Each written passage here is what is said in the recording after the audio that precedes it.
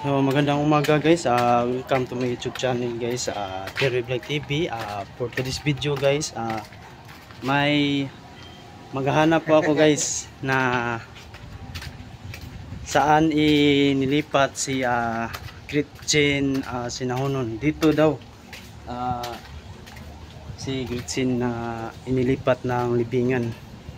Noon naalala nyo pa itong nagla-vlog ako sa kanyang puntod o nitso, o wala pa siyang kalalagyan noon, wala pa siyang lagyan na nitso lifetime. So hanapin ko dito guys kung saan siya ilipat. So maghanap muna ako dito, sabi ng mga tao at saka mga nakakilala sa kanya. So dito daw inilipat. Hanapin ko na lang kung saan, dito daw sa ibaba. Maghanap ako dito. So hanggang sa makita ko, ipakita ko sa inyo kung dito siya inilagay. So hanapin ko guys. Lagyan to dito na mga bunchamber po ito guys. So lahat dito tungo doon ay mga bunchamber po ito. Sa ibaba lang siya nakalagay. Sa ibaba siya nakalagay guys. Hanapin ko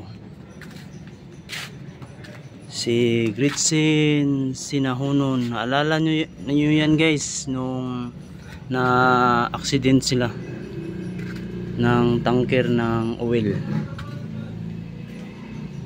So hinahanap ko yun guys.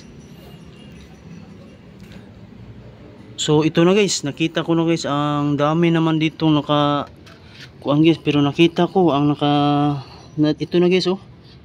Itinuro ko sa kamay ko yan.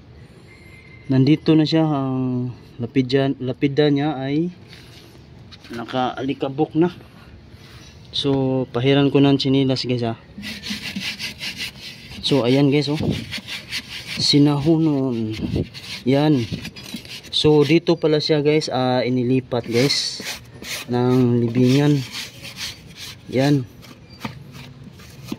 So ayan guys nandito na si Gretchen Sinahunon. So ayan guys yan guys, ayan, nasa ibaba siya. Ang pangalan niya yan, Gretchen Sinahunon. So sinilang siya guys ng October 15, 1991. So kanyang pagkamatay guys ay July 28, 2017 yan.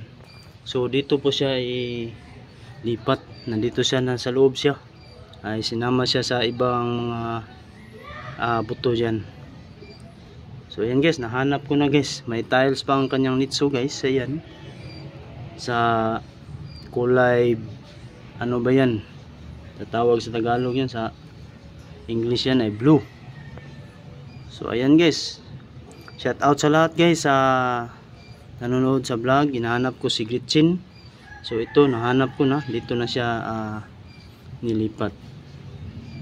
So lifetime po ito dito. Hindi na siya disturbo dyan sa pinalagyan na bone chamber. So thank you to all.